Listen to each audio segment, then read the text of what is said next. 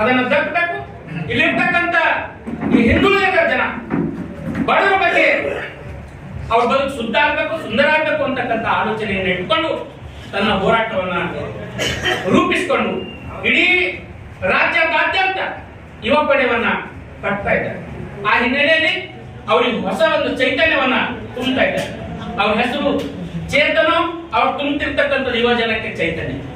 ಈ ಹಿನ್ನೆಲೆಯಲ್ಲಿ ಅವರ ಹೋರಾಟದ ಆ ಅನುಭವವನ್ನು ಒಂದು ನನ್ನ ನಾಡಿನ, ನನ್ನ ತಾಲೂಕಿನ ಅನೇಕ ಜನ ಯುವಕರು ಆ ಹೋರಾಟದ ನಾಳೆಯ ಭವಿಷ್ಯವನ್ನು ನೋಡಿ, ಯಾಕೆ ನಾವು ಚೇತನ್ ಸರ್ ಬೀದರ್ ಬರ್ತಾ ಇದ್ದಾರೆ ಅಂದ್ರೆ ನಾವು ಅವರನ್ನು ಯಾಕೆ ನಮ್ಮ ಊರಿಗೆ ಕರೆಸಿ ನಮ್ಮದೇ ಆಗಿರ್ತಕ್ಕಂಥ ಹೂಗುಚ್ಚ ಪಟ್ಟು ಅವರಿಗೆ ಹುರಿದುಂಬಿಸ್ತಕ್ಕಂಥ ಕೆಲಸ, ಅವ್ರ ಮನಸ್ಸಿಗೆ ಪುಲಕಿತಗೊಳಿಸ್ತಕ್ಕಂಥ ಕೆಲಸವನ್ನು ಯಾಕೆ ಮಾಡಬಾರ್ದು ಅಂತ ಹೇಳಿ ಇವತ್ತು ಹೌದು ಕೆಲವರು ಪ್ರಶ್ನೆ ಕೇಳ್ತಿರ್ತಕ್ಕಂಥ ನಿಜ, ಅದ್ರ ಸಮಯ ಅಭಾವ ಇತ್ತು.